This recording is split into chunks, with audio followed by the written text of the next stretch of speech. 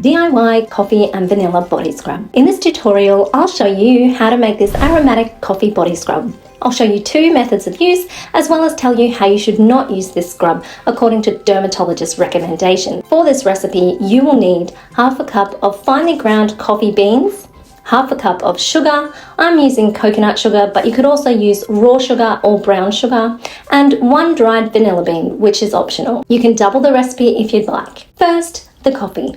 If you're grinding your own beans, grind them as finely as possible. I'm using an electric coffee grinder, but you could also use a handheld manual grinder or a mortar and pestle. And of course, you can use pre-ground coffee beans. I'm choosing organic coffee where possible to reduce exposure to pesticides. Organic doesn't mean pesticide-free, but it can limit the type of pesticides used. To your airtight jar, you're going to add your ground coffee and your sugar and mix well.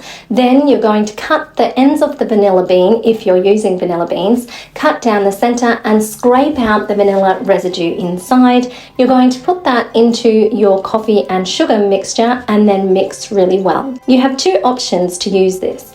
First option is to use olive oil as the binder. This method is great for rehydrating skin. Place about 1 tablespoon of the dry scrub into your hand and mix with it approximately half a tablespoon of olive oil. I wouldn't recommend using the olive oil version in the shower. It can make the floor extremely slippery. Option 2. Just use water. This is a great method for purely exfoliating your skin. Mix the same amount of scrub with a little water immediately before use.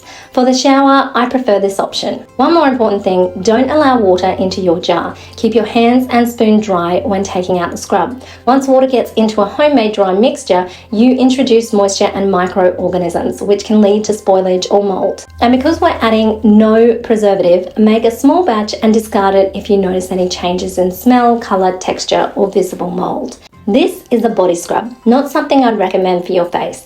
Based on dermatologist recommendations, coffee granules under a microscope have a lot of sharp, jagged edges which cut into delicate skin, just like your face. It's better suited to areas with thicker skin, such as hand, feet, elbows, and knees. Unconsumerize your life and try this scrub. I hope it gives you the exfoliation and rehydration you're looking for.